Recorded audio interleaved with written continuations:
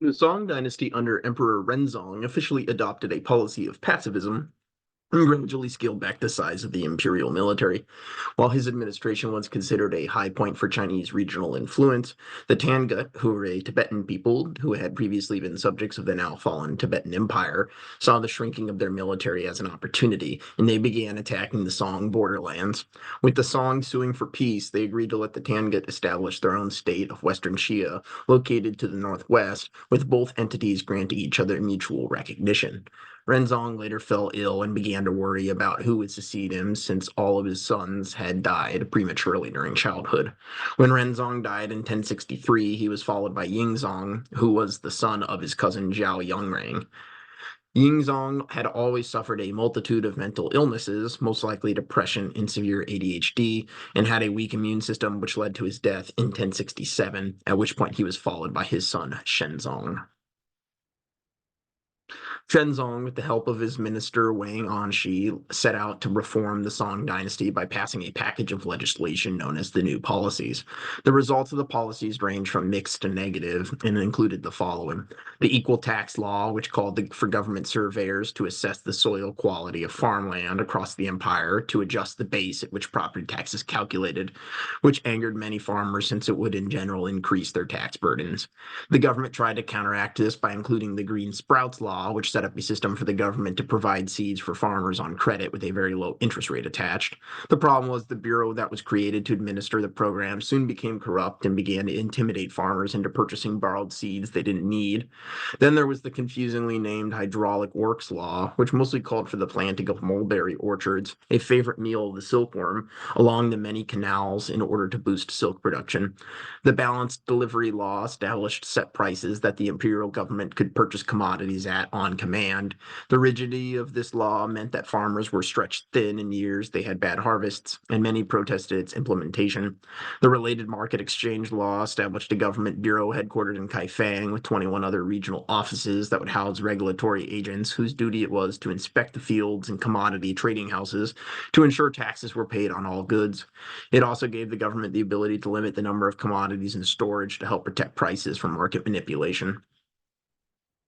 Not all the reforms were negative. The labor recruitment law reformed the way large scale infrastructure projects were staffed. Previously, a corvée system existed where poor individuals would pay their taxes to the government by providing free labor.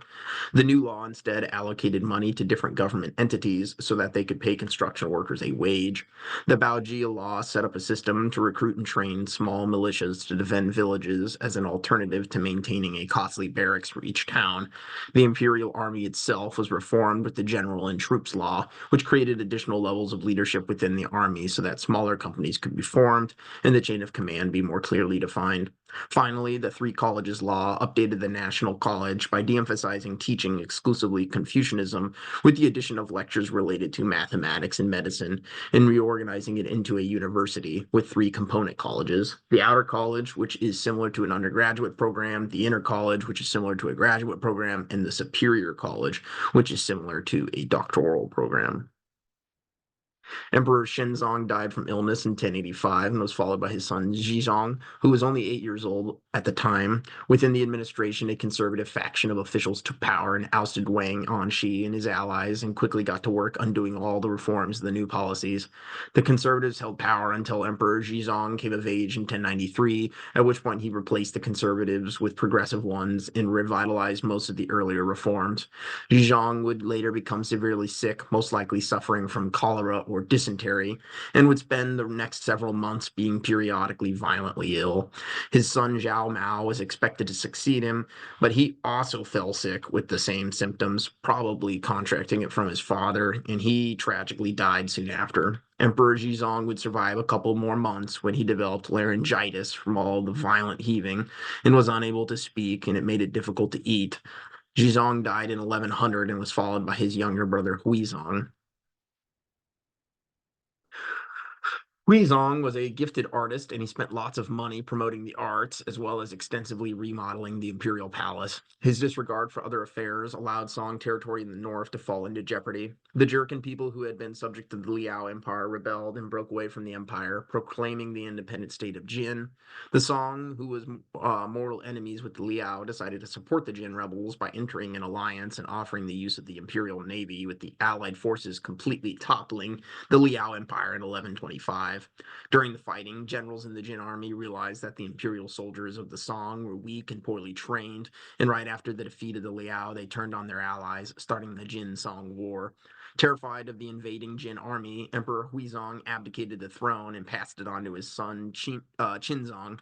The Jin forces inevitably captured the capital city of Kaifeng in what became known as the Jingkang incident due to the numerous military failures which led to the capture of Emperor Qinzong and Huizong.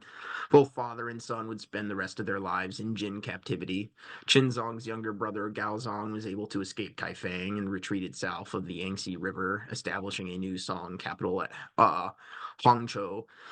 This loss of Song control over northern China in 1127 split the Song dynasty into two halves, with the first half being known as the Northern Song dynasty and the subsequent dynasty relegated to the south being the Southern Song. Since the Southern Song now controlled less of China proper, Gaozong reasoned that the empire should focus on increasing its naval capabilities. He ordered the construction of a fleet of paddle-powered warships, which were fashioned with trebuchets, which could launch gunpowder bombs. In 1161, the Jin army invaded Southern Song with the goal of uniting China, but they were decisively defeated by the Song navy, which sailed up the rivers and laid siege on Jin cities with heavy bombing. Emperor Gaozong had only one son, who preceded him in death as a child, and he ended up adopting his cousin Shaozong as his son and promoted him to leadership positions within the Navy. It was Shaozong's expertise on the battlefield that had pushed the Jin invaders back, and Gaozong felt that he deserved the throne. So in 1162, he abdicated and gave it to Shaozong, making him emperor. Interestingly, Gaozong continued to exert actual power, giving himself the title retired emperor with rights like an empress dowager, and this situation would exist until Gaozong's death in 1187. Shaozong would follow his father's precedent by abdicating the following year, making his son Guangzong emperor while he retained real power. Guangzhong suffered from debilitating bipolar disorder his entire life, and despite his poor behavior as a child, Xiaozong continued to believe in him and kept him as his heir to the throne. Guangzhong made the poor decision to marry Li Fangyang, who was incredibly manipulative and heartless. Xiaozong did not approve of his son marrying Li Fangyang, and he would make it known every time he saw his son how disappointed he was in the decision of a wife. Eventually, Guangzong grew tired of this chastising and refused to meet with his father, causing a fracture in their relationship. When Xiaozong died in 1194 from illness, Guangzong declined to attend the funeral at the prodding of Li Fangyang. Empress Dowager Wu was dismayed on how disrespectful Guangzong was treating the death of his father, and she forced him to abdicate, replacing him with his son Ningzong.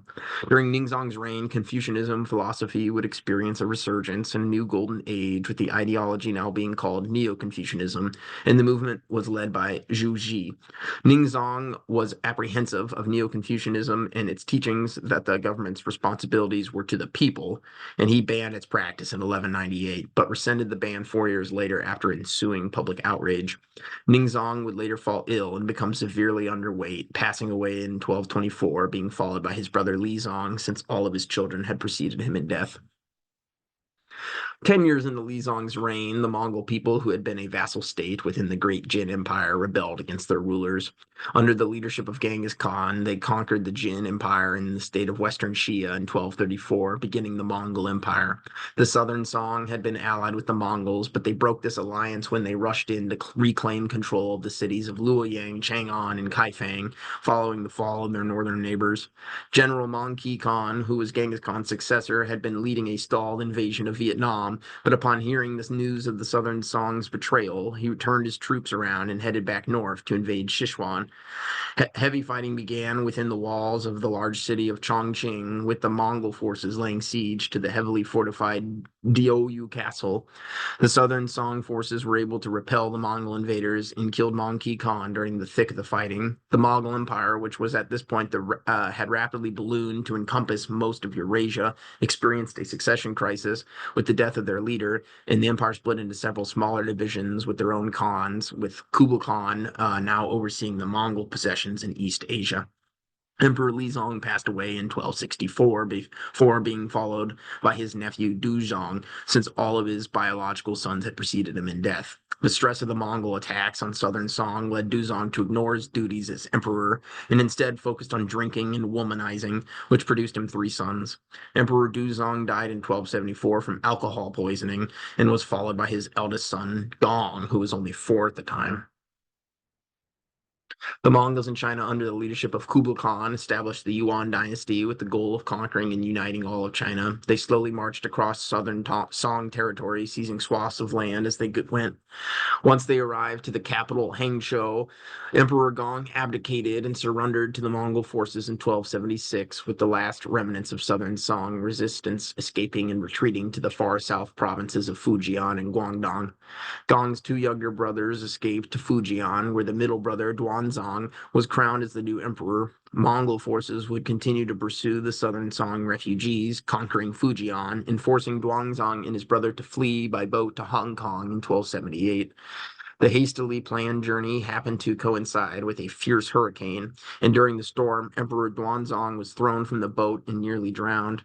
Although he was recovered and eventually made it to the island of Hong Kong, he would die soon after from drowning complications and was followed by his younger brother Zhao Bing, with the administration being set up in Guangdong. As the Mongol forces arrived, a large naval battle at Yamen Cliff occurred with Emperor Xiaobing and his officials watching the fighting from afar on top of a seaside cliff.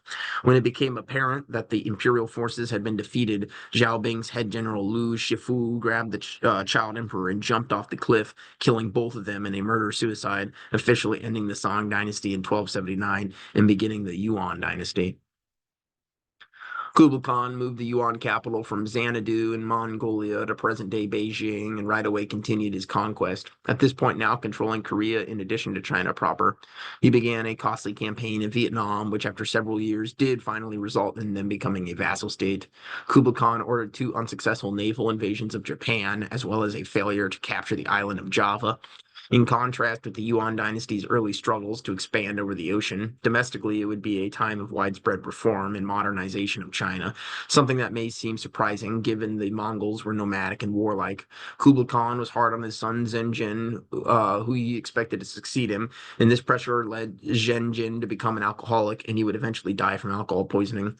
Kublai Khan blamed his son's death on himself, and he began to drink heavily and developed an eating disorder, which caused him to become obese and develop diabetes as well as gout. Kublai Khan would die from his poor health in 1294 and be followed by his grandson Timur Khan.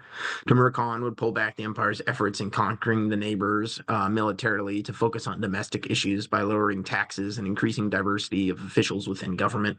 Timur Khan's only son preceded him in death, so when he passed away in 1307, he was followed by his nephew Kublai Khan. Emperor Kublai Khan attempted to update the Chinese money system by instituting a paper money, which was one of the first fiat currencies and is the reason why China's currency is called the yuan today. The initial rollout of the paper money was disastrous, and several iterations of the currency rapidly lost their value and needed to be reprinted. Kublai Khan died unexpectedly in 1311 at the age of 29 before the completion of the rollout of the paper money, and he was followed by his younger brother Buyantu Khan, since the brothers had agreed to pass on the throne between their families. Buyantu Khan found value in adopting the historic Han culture of the Chinese, something that had so far been resisted by previous Yuan rulers, and he reinstated the civil service exam, which had been thrown out in favor of nepotism. Buyantu Khan was an all-around good emperor who made a bad mistake at the time of his death in 1320 to have his son Gagin Khan succeed him rather than his nephew like he had previously agreed upon. Gagin Khan would continue his father's reforms with the express goals of fully embracing Confucianism, something which which angered the Mongol elites. A group of Mongol princes launched a coup against Gagin Khan 3 years after he ascended, assassinating him in 1323 and placing Yi Sun Timur on the throne as a puppet.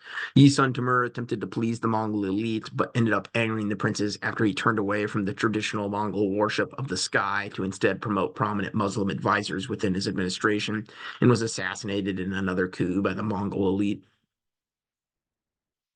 The Mongol elite chose Jayatu Khan, who was Kulug Khan's youngest brother, to be the rightful successor, while the Muslim advisors in power seized the moment and installed Yi Sun Timur's son, Rajibag Khan, as his successor in 1328, and they launched an attack on Beijing from Xanadu, starting a civil war known as the War of the Two Capitals.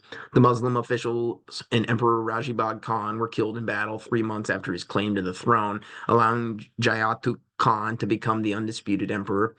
The following year, Jayatu Khan's greedy brother Kututu Khan raised up a small force and deposed his brother in a coup so he could rule for himself. 4 days after his ascension, Emperor Kututu Khan died during a celebratory banquet from being poisoned by El Timur, who was an officer loyal to Jayatu Khan, who was then reinstated on the throne. Jayatu Khan was a champion of the arts and a strong Buddhist, with evidence of his faith cropping up all over China in the form of many elegant pagodas. While the emperor focused on the cultural aspects of the empire, Eltimer was a chancellor, effectively ran the empire, and he began to place warlords loyal to him into positions of power, which marked a sudden rise in corruption and a downfall in government services. Jayatu Khan died from illness in 1332 and was followed by his nephew Rinchen Khan. Jayatu Khan had requested to be succeeded by Kuatu Khan's eldest son, Togan Timur, due to the fact that Jayatu Khan felt bad for the outcome of the death of his brother and therefore chose his son as a way to make up for this. But El Timur chose to install the 6-year-old Rinchimbal instead, since he believed that Togan Timur suspected him of poisoning his father. Rinchimbal Khan would die unexpectedly 3 months later, so El Timur had no other choice but to allow Togan Timur to take the throne.